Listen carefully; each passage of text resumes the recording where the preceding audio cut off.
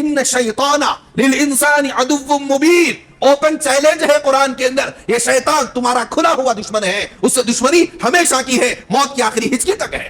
وہ بہکائے گا، نماز نہیں پڑھنے دے گا، قربانی نہیں کرنے دے گا، حج پر نہیں جانے دے گا، اطاعت نہیں کرنے دے گا، گناہوں میں مبتلا کرے گا، بے حیائی میں مبتلا کرے گا، فحاشیت میں مبتلا کرے گا، سیدھے راستے سے ہٹانے کی کوشش کرے گا۔ یہ اس کی کوششیں مرتے دم تک رہے گی، جب تک ہماری سانسوں میں سانس ہے، جب تک ہمارا پیچھا چھوڑنے کا نہیں، پیچھا لگا ہوا ہے۔ جب بندہ کسی چیز کا ارادہ کرتا ہے تو شیطان رکاوٹ بنتا ہے، اس کا نفس بھی اندر سے ورغلاتا ہے۔ ہم یہ سوچتے ہیں کہ بھئی ہم یہ کام کریں گے، لیکن وہ کام نہیں ہوتا۔ کیوں نہیں ہوتا؟ شیطان بیچ میں وہاں پر ٹانگ اڑا دیتا ہے، پتہ نہیں چلتا۔ ہمارے 9 سال اور 12 سال کے بچے کو اگر فرائض غسل پوچھ لیا جائے، اسلام کے ارکان کے متعلق سوال کیا جائے، اور حضرت مہدی علیہ الرضوان سے متعلق سوال کیا جائے، اور حضرت عیسیٰ علیہ السلام سے متعلق عقیدہ پوچھا جائے، ہمارا بچہ نہیں بتا پائے گا۔ إن صلاتي ونسكي ومحياي ومماتي لله رب العالمين. الحمد لله نحمده ونستعينه ونستغفره ونؤمن به ونتوكل عليه ونعوذ بالله من شرور أنفسنا ومن سيئات أعمالنا، من يهده الله فلا مضل له ومن يضلله فلا هادي له، ونشهد أن لا إله إلا الله وحده لا شريك له، ونشهد أن سيدنا ومولانا وحبيبنا وشفيعنا وسندنا محمدا عبده ورسوله صلى الله تعالى عليه وعلى آله وأصحابه وأزواجه وذرياته وأهل بيته وسلم تسليما كثيرا كثيرا. أما بعد، فأعوذ بالله من الشيطان الرجيم. بسم الله الرحمن الرحيم. فلما بلغ معه السعي قال يا بني إني أرى في المنام أني أذبحك فانظر ماذا ترى. قال يا أبت افعل ما تؤمر ستجدني إن شاء الله من الصابرين. فلما أسلما وتله للجبين وناديناه أن يا إبراهيم قد صدقت الرؤيا إنا كذلك نجزي المحسنين. صدق الله مولانا العظيم. محترم حضرات، حضرات سامعین کرام،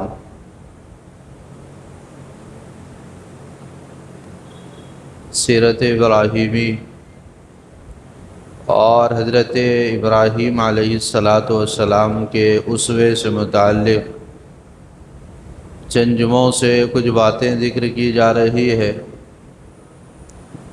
حضرت ابراہیم علیہ السلام کی زندگی، اس میں بے شمار اسباق امت محمدیہ کے لیے ہے۔ حضرت ابراہیم علیہ السلام کا مجاہدہ، حضرت ابراہیم علیہ السلام کی قربانی، بلکہ آپ کے پورے گھرانے کی قربانی، وہ بے مثال اور لاجواب ہے۔ کیسے حضرت ابراہیم علیہ السلام نے اللہ کی محبت میں آگ کے دریا میں کود گئے، اللہ کی محبت میں بیوی بچوں کو ایک وادی کے اندر چھوڑ دیا، اور پھر اللہ کی محبت میں ایک بڑا امتحان حضرت ابراہیم علیہ السلام کا لیا گیا۔ وہ یہ ہے کہ خواب میں حضرت ابراہیم علیہ السلام نے دیکھا کہ وہ اپنے لخت جگر اور نور نظر حضرت اسماعیل کو ذبح کر رہے، اور حضرت انبیاء علیہم السلام کا خواب گویا کہ اللہ کی جانب سے ایک حکم ہوتا ہے، عام لوگوں کے خواب کی یہ حیثیت نہیں ہے۔ عام لوگ خواب دیکھتے ہیں، وہ کوئی شرعی دلیل اور شرعی حجت نہیں ہوتا، لیکن حضرات انبیاء علیہم السلام کا خواب یہ من جانب اللہ ہوتا ہے اور اللہ کا حکم اس میں پایا جاتا ہے۔ یہی وجہ ہے کہ حضور اکرم صلی اللہ علیہ وسلم نے جب خواب دیکھا کہ آپ صلی اللہ علیہ وسلم احرام باندھے ہوئے اور بیت اللہ کا طواف کر رہے ہیں اور حضرات صحابہ بھی ساتھ میں ہیں، تو آپ صلی اللہ علیہ وسلم نے فوراً بیت اللہ کا ارادہ فرما لیا عمرے کے لیے، مدینے میں تھے۔ تو اسی طریقے سے حضرت ابراہیم علیہ السلام نے خواب دیکھا، وہ اپنے لخت جگر کو ذبح کر رہے ہیں۔ فلما بلغ معه السعی، قرآن مجید کہہ رہا ہے حضرت اسماعیل علیہ السلام کی عمر اس وقت اتنی ہو چکی تھی کہ وہ اپنے والد کے ساتھ چلنے پھرنے کے قابل ہو چکے تھے۔ 9 سال یا 12 سال مفسرین نے فرمایا۔ تو اس وقت جب خواب دیکھا، ایک مرتبہ خواب دیکھا کہ ذبح کر رہے ہیں، پھر دوسرے دن بھی وہی خواب، پھر تیسری مرتبہ بھی وہی خواب۔ جب 3 مرتبہ یہ خواب دیکھا کہ لخت جگر کو ذبح کر رہے ہیں، تو اپنے بیٹے سے پوچھا، فلما بلغ معه السعی قال یا بنی انی ارى فی المنام انی اذبحک فانظر ماذا ترى، اے میرے پیارے بیٹے، میں نے خواب میں دیکھا کہ میں تمہیں اپنے ہاتھوں سے ذبح کر رہا ہوں، اب بتاؤ تمہاری کیا رائے ہے؟ تو وہ بیٹا بھی خلیل اللہ کا بیٹا تھا، اور اللہ تبارک و تعالیٰ نے فہم، فراست، سمجھداری عطا فرمائی تھی، اور اتنی چھوٹی عمر میں معلوم تھا کہ نبی کو جو خواب آتا ہے وہ اللہ کی جانب سے آتا ہے، اور اس میں اللہ کا حکم ہوتا ہے، اور اس کا پورا کرنا ایک پیغمبر کے لیے ضروری ہوتا ہے۔ اتنی چھوٹی عمر میں معلوم تھا۔ اب اندازہ لگائیے علم کے اندر کتنی گہرائی رہی ہوگی۔ ہمارے 9 سال اور 12 سال کے بچے کو اگر فرائض غسل پوچھ لیا جائے، اسلام کے ارکان کے متعلق سوال کیا جائے، اور حضرت مہدی علیہ الرضوان سے متعلق سوال کیا جائے، اور حضرت عیسیٰ علیہ السلام سے متعلق عقیدہ پوچھا جائے، ہمارا بچہ نہیں بتا پائے گا وہاں پر کیسی علم کی گہرائی تھی اور کیسے پیغمبرانہ تربیت تھی۔ تو انہوں نے جو جواب دیا، قرآن نے ہمیشہ کے لیے اس کو نقل فرما دیا۔ قال یا ابت افعل ما تؤمر، اے میرے ابا جان، آپ کو جس چیز کا حکم دیا جا رہا ہے آپ اس کو کر گزریے۔ تو دیکھو اس جواب کے اندر کیا گہرائی ہے، سمجھ گئے کہ یہ اللہ کا حکم ہے۔ جب اللہ کا حکم آ جاتا ہے تو اس کے اندر ٹال مٹول نہیں کیا جاتا، اور ایک اینچ اوپر اور نیچے نہیں کیا جاتا، اور کچھ لمحے کے لیے سوچا بھی نہیں جا سکتا۔ اس واسطے فرمایا قال یا ابت افعل ما تؤمر، جس چیز کا آپ کو حکم دیا جا رہا ہے آپ کر گزریے۔ اگر اللہ کی طرف سے یہی مقصود ہے کہ مجھے ذبح ہونا ہے اور آپ کو ذبح کرنا ہے تو آپ کر گزریے۔ ستجدنی انشاء اللہ من الصابرین، ان قریب اگر اللہ نے چاہا تو آپ مجھے صبر کرنے والوں میں سے پائیں گے۔ کیا عزم ہے، کیا حوصلہ ہے۔ یہ نہیں فرمایا کہ میں صبر کر لوں گا، میں ہمت جٹا لوں گا، نہیں، اللہ کی ذات پر اعتماد ہے۔ ستجدنی انشاء اللہ من الصابرین، اگر اللہ چاہیں گے تو آپ مجھ کو صبر کرنے والوں میں سے پائیں گے۔ تو اسی سے یہ بات معلوم ہوئی، آدمی کو اپنی ذات پر کتنا ہی اعتماد کیوں نہ ہو، کتنا ہی کانفیڈنٹ کیوں نہ ہو پھر بھی اللہ کی ذات پر بھروسہ کرنا چاہیے، انشاءاللہ کہنا چاہیے۔ میں اس فن کا ماہر ہوں، مہارت رکھتا ہوں، میرے اندر کمال ہے، پھر بھی یوں کہنا چاہیے اگر اللہ نے چاہا ضرور بھی ضرور کروں گا۔ یہ ہے تواضع، اس کو عاجزی کہتے، انکساری کہتے۔ مثال کے طور پہ کسی نے آپ سے کہا ایک غریب ہے، ایک یتیم ہے، اس کو 1,00,000 روپے پیسے دینے کی ضرورت ہے، اللہ نے آپ کو بہت نوازا ہے، تو آپ کو پورا کانفیڈنٹ ہے کہ میں دے سکتا ہوں، آپ کا پکا ارادہ بھی ہے اور آپ چاہتے ہیں دے، تب بھی یہ کہیں اگر اللہ نے چاہا تو ضرور میں یہ کام کر دوں گا، تو اللہ کے ارادے کے ساتھ اپنے کام کو جوڑے۔ یہ ہے سبق، میں کر سکتا ہوں، میرے پاس اعتماد ہے، لیکن اپنی ذات پر نہیں، اللہ کی ذات پر اعتماد۔ ستجدنی انشاء اللہ من الصابرین۔ جب بندہ کسی چیز کا ارادہ کرتا ہے تو شیطان رکاوٹ بنتا ہے، اس کا نفس بھی اندر سے ورغلاتا ہے۔ ہم یہ سوچتے ہیں کہ بھئی ہم یہ کام کریں گے، لیکن وہ کام نہیں ہوتا۔ کی نہیں ہوتا؟ شیطان بیچ میں وہاں پر ٹانگ اڑا دیتا ہے، پتہ نہیں چلتا، اور نفس اندر سے ورغلا دیتا ہے، خلاف کرا دیتا ہے۔ اتنا بڑا کام کرنے جا رہے ہیں باپ اور بیٹے، شیطان کو برداشت ہو سکتا؟ شیطان اس کو گوارا کر سکتا؟ وہ سیدہ ہاجرہ رضی اللہ عنہا کے پاس انسانی صورت میں گیا اور کہا کہ معلوم ہے باپ بیٹے کو کہاں لے کر گئے؟ کہا کہ وہ جنگل گئے ہیں لکڑیاں لانے کے لیے۔ کہا کہ نہیں، ایسی بات نہیں ہے، حضرت ابراہیم اسماعیل کو ذبح کرنے کے لیے لے کر گئے۔ ایک ماں، ظاہر بات ہے وہ یہ بات سنے گی تو کلیجہ منہ کو آ جائے گا اور رونگٹے کھڑے ہو جائیں گے، لخت جگر کے گردن پر چھری چلے گی، ہو نہیں سکتا، یا میں گوارا نہیں کر سکتی۔ تو پھر انہوں نے پلٹ کر پوچھا شیطان سے، ارے یہ تو بتا ایسا کیوں کرنا چاہتے ہیں وہ؟ اس نے کہا کہ وہ کہہ رہے ہیں کہ اللہ نے انہیں ایسا کرنے کو کہا ہے۔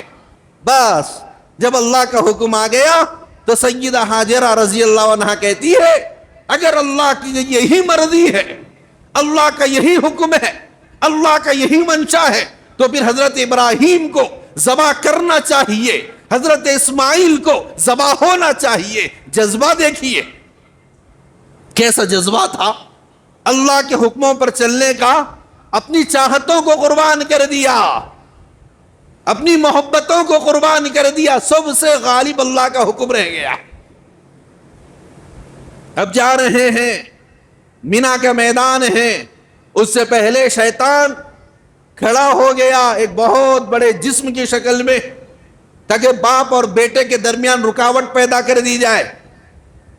تو جیسے حضرت ابراہیم علیہ السلام نے دیکھا، خلیل اللہ تھے، اللہ سے انتہائی درجے محبت رکھنے والے تھے، سب کچھ ہو سکتا ہے، اللہ کا حکم نہ چھوٹ سکتا ہے نہ ٹوٹ سکتا ہے، لہذا کنکری اٹھائی اور اس کو مارا، وہاں سے دفع ہو گیا۔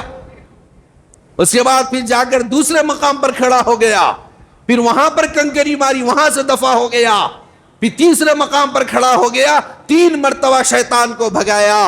حاجی جو جمرات کے اوپر جمرہ اولا، جمرہ وسطی اور جمرہ عقبہ پر کنکریاں مارتے ہیں، یہ حضرت ابراہیم علیہ السلام کے اسی عمل کی نقل ہے۔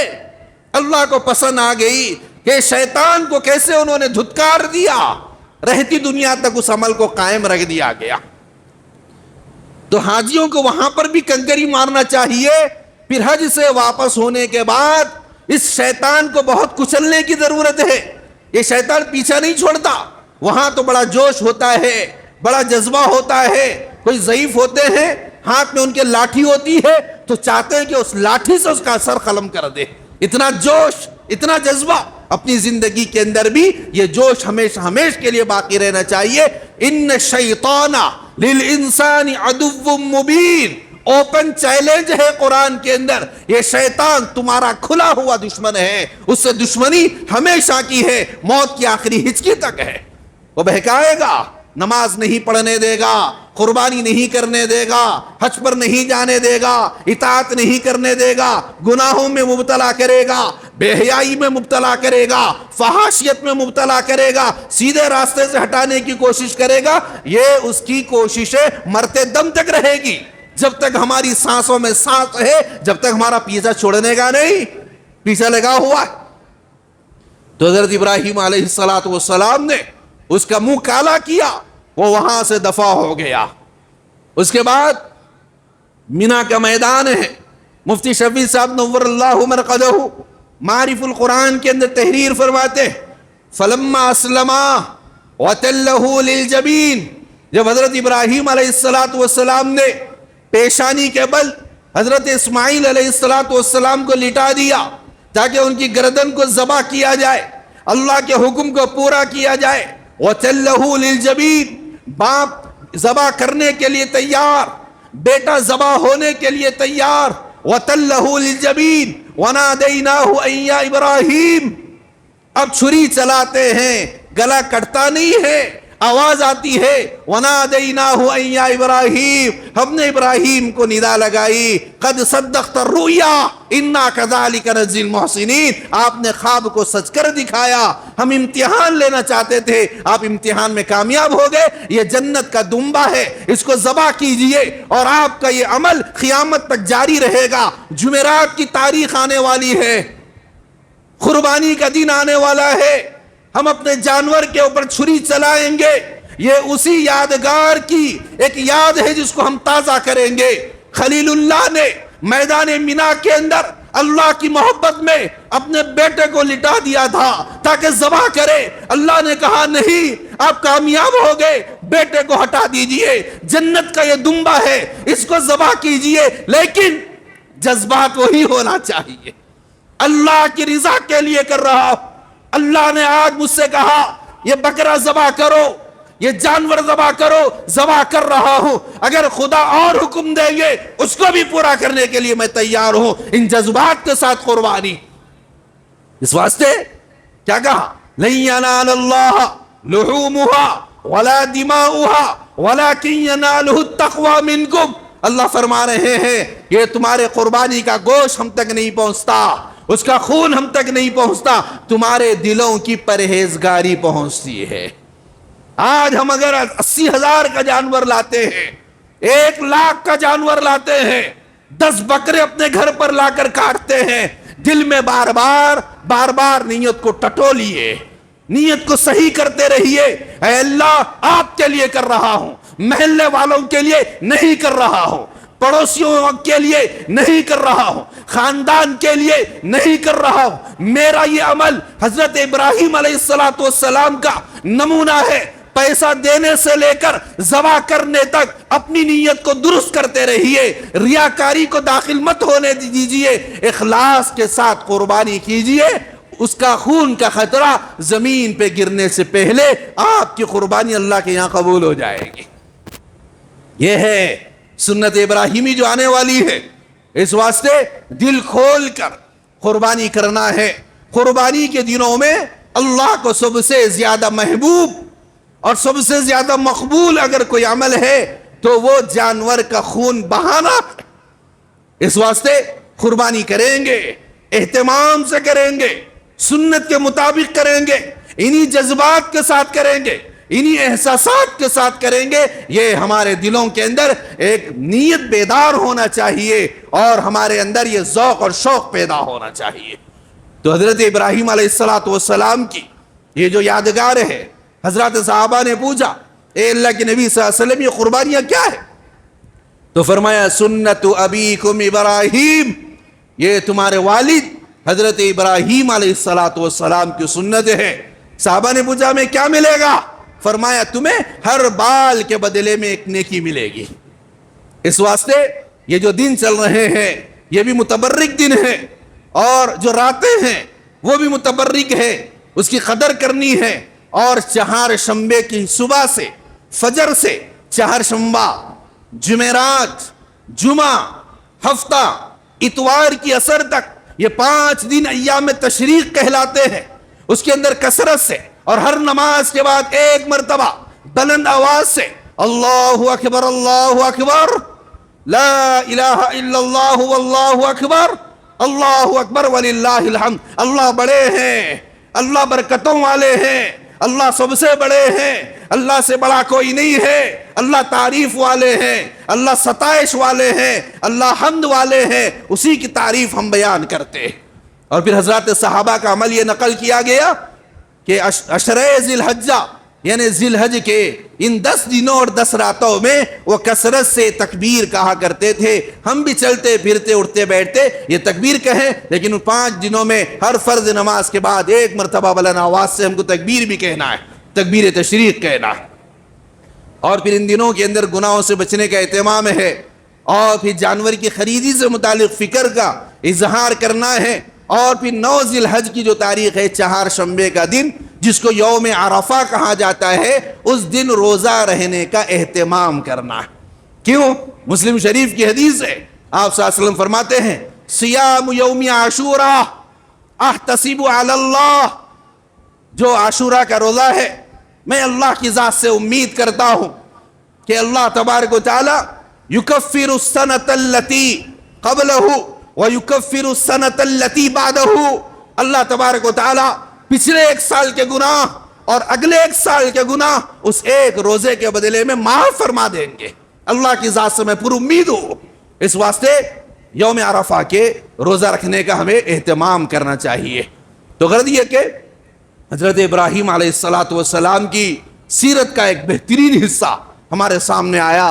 वो जज्बात, वो एहसासात और वो इरादे हमारे दिलों के अंदर भी अंगड़ाई लेना चाहिए और दिलों के अंदर भी मजबूती के साथ पैदा होना चाहिए कि हम भी इसी तरह कुर्बानी करेंगे और नेक आमाल में बढ़ चढ़ कर हिस्सा लेंगे। रोज़ों का एहतमाम है, सदका खैरात का एहतमाम है, फ़राइज़ का एहतमाम है, कुर्बानी का एहतमाम है, और हमसे जो कुछ हो सकता है कार खैर उसका एहतमाम हमको करना चाहिए। अल्लाह तबारक व तआला से दुआ है जो बातें कही सुनी गई है अल्लाह उन तमाम बातों पर तौफीक अमल नसीब फरमाए।